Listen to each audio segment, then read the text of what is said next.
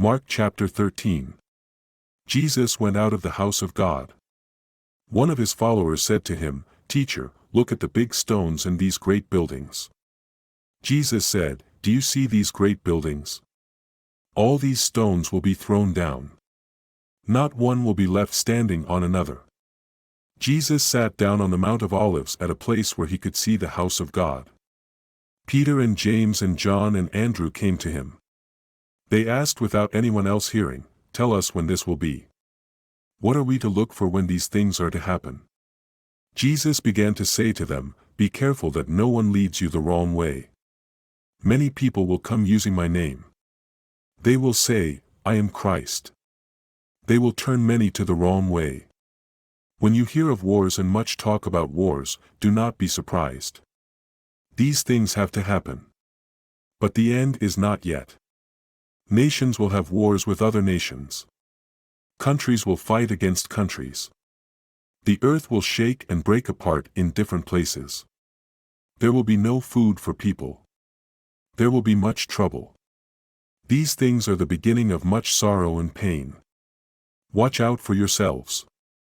They will take you to the courts. In the places of worship they will beat you. You will be taken in front of rulers and in front of kings because of me.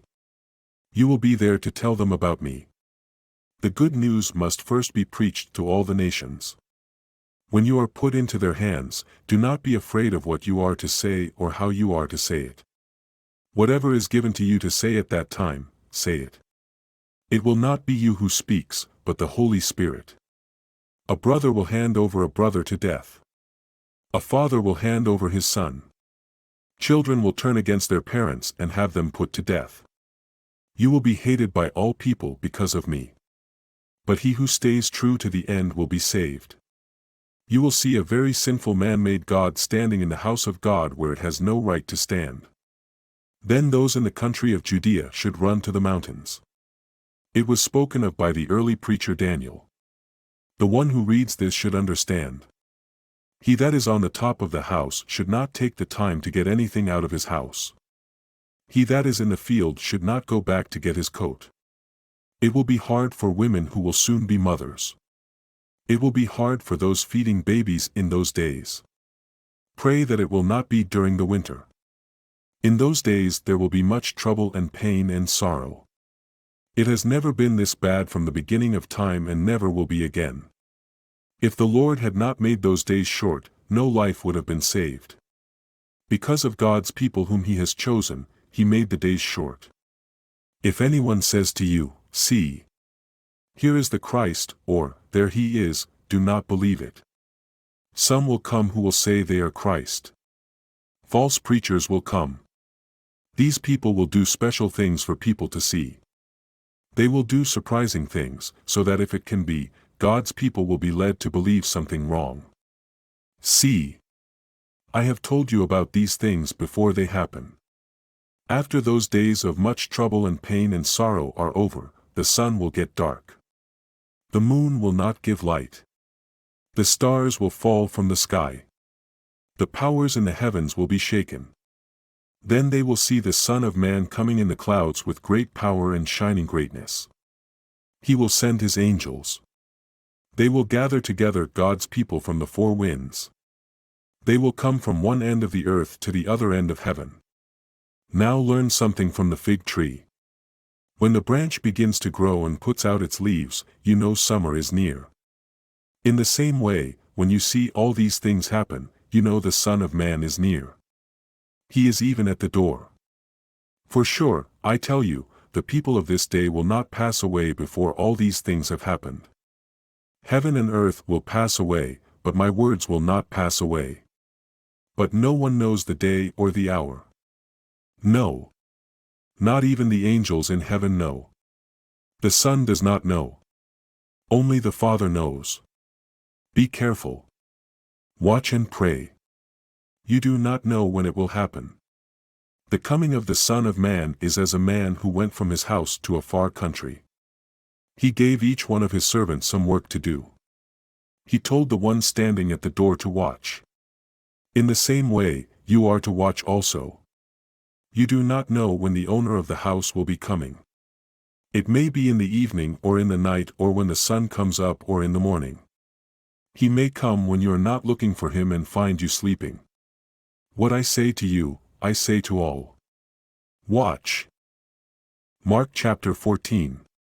It was now 2 days before the supper of the special religious gathering to remember how the Jews left Egypt and the supper of bread without yeast. The religious leaders and the teachers of the law tried to trap Jesus. They tried to take him so they could put him to death. These men said, "This must not happen on the day of the special supper. The people would be against it and make much trouble." Jesus was in the town of Bethany eating in the house of Simon. Simon was a man with a very bad skin disease. A woman came with a jar of special perfume. She had given much money for this. She broke the jar and poured the special perfume on the head of Jesus. Some of them were angry. They said, "Why was this special perfume wasted? This perfume could have been sold for much money and given to poor people."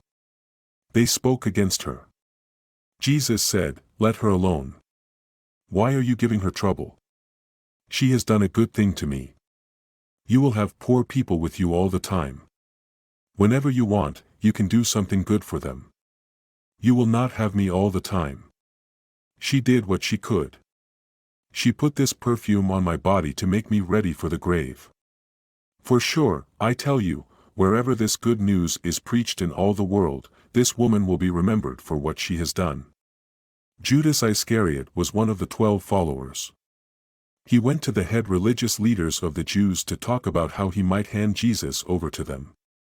When the leaders heard it, they were glad. They promised to give Judas money.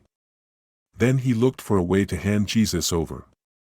The first day of the supper of bread without yeast was the day to kill an animal.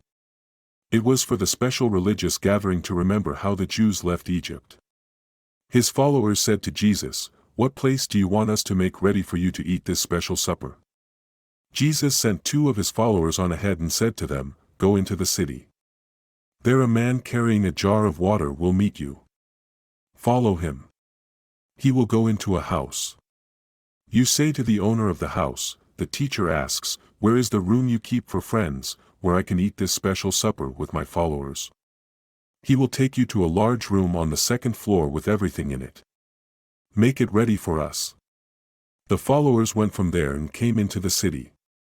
They found everything as Jesus had said. They made things ready for the special supper. In the evening he came with the 12 followers. They sat at the table and ate. Jesus said, "For sure, I tell you, one of you will hand me over to be killed. He is eating with me." They were very sad. They said to him one after the other, "Is it I?" He said to them, "It is one of the 12 followers. It is the one who is putting his hand with mine into the same dish. The Son of Man is going away as it is written of him. But it will be bad for that man who hands the Son of Man over to be killed. It would have been better if he had not been born." As they were eating, Jesus took a loaf of bread. He gave thanks and broke it in pieces. He gave it to them and said, "Take, eat, this is my body." Then he took the cup and gave thanks. He gave it to them and they all drank from it. He said to them, "This is my blood of the new way of worship which is given for many. For sure, I tell you, that I will not drink of the fruit of the vine until that day when I drink it new in the holy nation of God." After they sang a song, they went out to the Mount of Olives. Jesus said to them, "All of you will be ashamed of me and leave me tonight. For it is written, I will kill the shepherd and the sheep of the flock will spread everywhere. After I am raised from the dead, I will go before you into the country of Galilee." Peter said to him, "Even if all men are ashamed of you and leave you, I never will." Jesus said to him, "For sure, I tell you, that today, even tonight, before a rooster crows 2 times, you will say 3 times you do not know me." Peter spoke with strong words, "Even if I have to die with you, I will never say that I do not know you." All the followers said the same thing. They came to a place called Gethsemane. Jesus said to his followers, "You sit here while I pray." He took Peter and James and John with him. He began to have much sorrow and a heavy heart. He said to them, "My soul is very sad. My soul is so full of sorrow I am ready to die. You stay here and watch." He went a little farther and got down with his face on the ground. He prayed that this time of suffering might pass from him if it could. He said, "Father, you can do all things. Take away what must happen to me. Even so, not what I want, but what you want." Then Jesus came to the followers and found them sleeping. He said to Peter, "Simon, are you sleeping? Were you not able to watch 1 hour? Watch and pray so that you will not be tempted. Man's spirit wants to do this, but the body does not have the power to do it." Again Jesus went away and prayed, saying the same words. He came back and found them sleeping again. Their eyes were heavy. They did not know what to say to him. He came the third time and said to them, "Are you still sleeping and resting? It is enough. Listen, the time has come when the Son of Man will be handed over to sinners. Get up and let us go. See, the man who will hand me over to the head religious leader is near." At once, while Jesus was talking, Judas came. He was one of the 12 followers. He came with many other men who had swords and sticks. They came from the head religious leaders of the Jews and the teachers of the law and the leaders of the people. The man who was going to hand Jesus over gave the men something to look for. He said, "The man I kiss is the one. Take hold of him and take him away." At once, Judas went straight to Jesus and said, "Teacher," and kissed him. Then they put their hands on him and took him. One of the followers of Jesus who stood watching took his sword. He hit the servant owned by the head religious leader and cut off his ear. Jesus said to them, "Have you come with swords and sticks to take me as if I were a robber? I have been with you every day teaching in the house of God. You never took hold of me. But this has happened as the holy writings said it would happen." Then all his followers left him and ran away. A young man was following him with only a piece of cloth around his body. They put their hands on the young man. Leaving the cloth behind, he ran away with no clothes on. They led Jesus away to the head religious leader. All the religious leaders and other leaders and the teachers of the law were gathered there. But Peter followed a long way behind as they went to the house of the head religious leader. He sat with the helpers and got warm by the fire. The religious leaders and all the court were looking for something against Jesus. They wanted to find something so they could kill him. But they could find nothing. Many came and told false things about him, but their words did not agree. Some got up and said false things against him. They said, "We have heard him say, 'I will destroy the house of God that was made with hands. In 3 days I will build another that is not made with hands.'" Even these who spoke against him were not able to agree.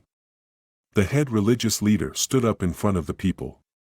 He asked Jesus, "Have you nothing to say? What about the things these men are saying against you?" Jesus said nothing. Again the head religious leader asked him, "Are you the Christ, the Son of the Holy One?" Jesus said, "I am. And you will see the Son of Man seated on the right side of the all-powerful God. You will see him coming again in the clouds of the sky." Then the head religious leader tore his clothes apart. He said, "Do we need other people to speak against him? You have heard him speak as if he were God. What do you think?" They all said he was guilty of death. Some began to spit on him. They covered Jesus' face, and they hit him. They said, "Tell us what is going to happen." Soldiers hit him with their hands. Peter was outside in the yard. One of the servant girls of the head religious leader came. She saw Peter getting warm. She looked at him and said, "You were with Jesus of Nazareth." Peter lied, saying, "I do not know Jesus and do not understand what you are talking about."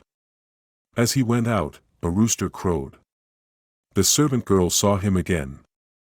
She said to the people standing around, "This man is one of them." He lied again, saying that he did not know Jesus. Later, those who stood around said to Peter again, "For sure you are one of them." You are from the country of Galilee. You talk like they do. He began to say strong words and to swear. He said, I do not know the man you are talking about. At once a rooster crowed the second time. Peter remembered what Jesus had said to him, before a rooster crows 2 times, you will say 3 times you do not know me. When he thought about it, he cried,